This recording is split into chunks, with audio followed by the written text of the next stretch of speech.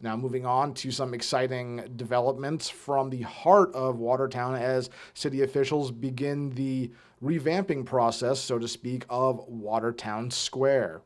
Hundreds of people turned out to 64 Pleasant Street earlier this week for the kickoff event for the Watertown Square Area Plan. The city manager, as well as project leaders and consultants, spoke to the audience about some ideas that could come to fruition in Watertown Square in the coming years. Walkability guru Jeff Speck made a 45-minute presentation where he examined some areas in Watertown that he noticed could see improvements for both walking, parking, and driving.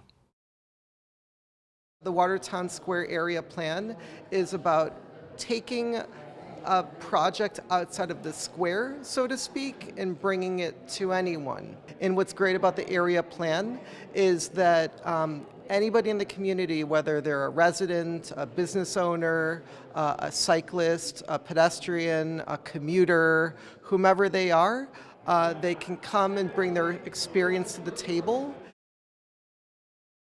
This is Pleasant Street. It has these strange little shoulders that aren't even bike lanes. They're just kind of shoulders. It's a 2-lane road, and yet it's 28 and a half feet wide, which is actually room. Would you guys like some more parking? Because there's actually room to run parking down the whole one side of this street and still have two 10-foot lanes. You could do that tomorrow. Now, how about Main Street, heading west? This is 2 lanes and 2 parking lanes. It should be 35 feet, 36 feet wide. 8, 10, 10, 8, right? 8-foot parking lanes. It's 50 feet wide.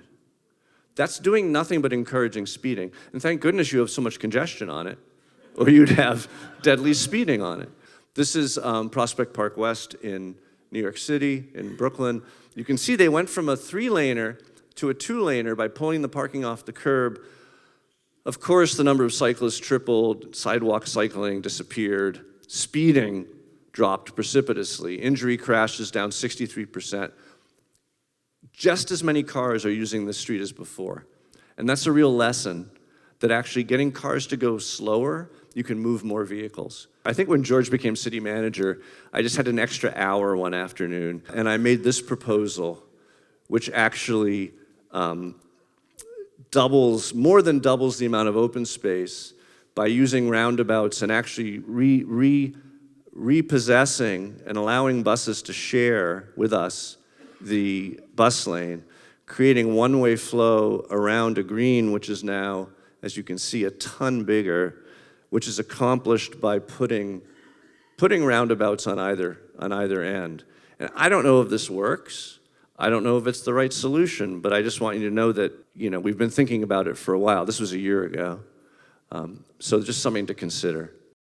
The next step in this process will be a series of what are called kitchen table conversations, where residents will host small groups of people in their homes or other public places for discussions about what they'd like to see implemented in Watertown Square. Residents can sign up to host a kitchen table conversation by Friday, October 20th. Additionally, there will be what is described as an intense 3-day planning charrette from November 28th through November 30th. We'll have more about the Watertown Square area plan as it moves forward. You can watch the full event from Wednesday night on WCATV.org under the Government Channel tab.